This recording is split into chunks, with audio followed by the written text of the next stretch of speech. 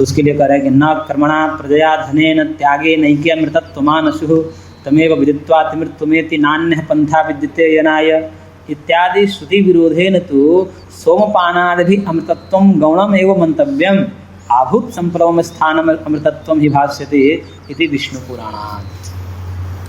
कह रहे हैं कि तैत्तिरीयारण्यक और श्वेताश्वतर उपनिषद यजुर्वेद में भी आया है, न कर्मणा निषेध कर दिया।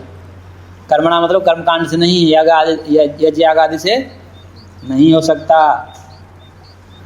न प्रजया, न शब्द हर एक जगह लगा दीजिए, न कर्मणा न प्रजया यानी कि संतानोत्पत्ति के द्वारा बहुत पुत्र पौत्र हो जाए तो भी अमृतत्व की प्राप्ति नहीं हो सकती।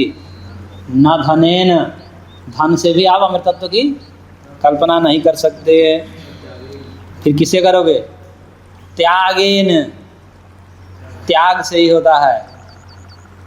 और वो भी कौन लोग कर पाते? एक बिरले लोग, कोई एक ऐसा बिरला लोग मिलेगा जो ये सबका त्याग करके अमृतत्वम आनसुः अमृतत्व को प्राप्त करता है।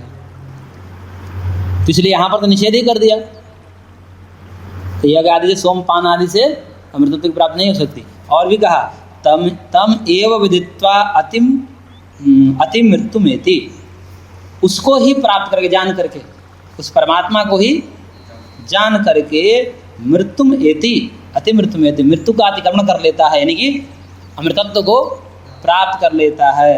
देखिए एव शब्द लगा दिया, एव का मतलब एक उस तत्व ज्ञान ही एकमात्र उपाय है।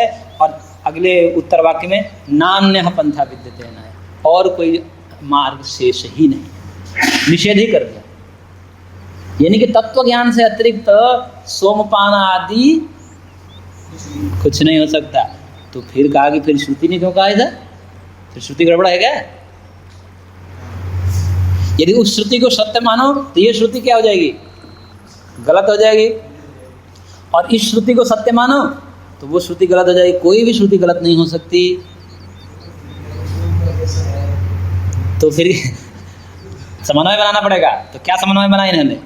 करेगी देखिए, सोमपान आदि से जो अमृतत्व की प्राप्ति कही गई है ना, और गौण अमृतत्व है। गौण अमृतत्व मतलब विष्णु पुराण का एक वचन दिया, आभूत संपलव में स्थानम अमृतत्वम ही भाष्यते। आभूत संपलव, आभूत संपलव मतलब जब तक ये भूतों का प्रलय नहीं हो जाता, महाप्रलय, जितने देर तक ये पंचभूत भूतात्मक जगत हैं, ये जब तक ठहरता है, जब तक महाप्रलय नहीं होता, तब तक भी कोई वस्तु स्थायी हो जाए उसको भी अमृतत्व शब्द से कह दिया जाता है। यानी कि बहुत लंबे समय को भी अमृतत्व शब्द से कह दिया जाता है। वो अमृतत्व जैसा है, न कि अमृतत्व है।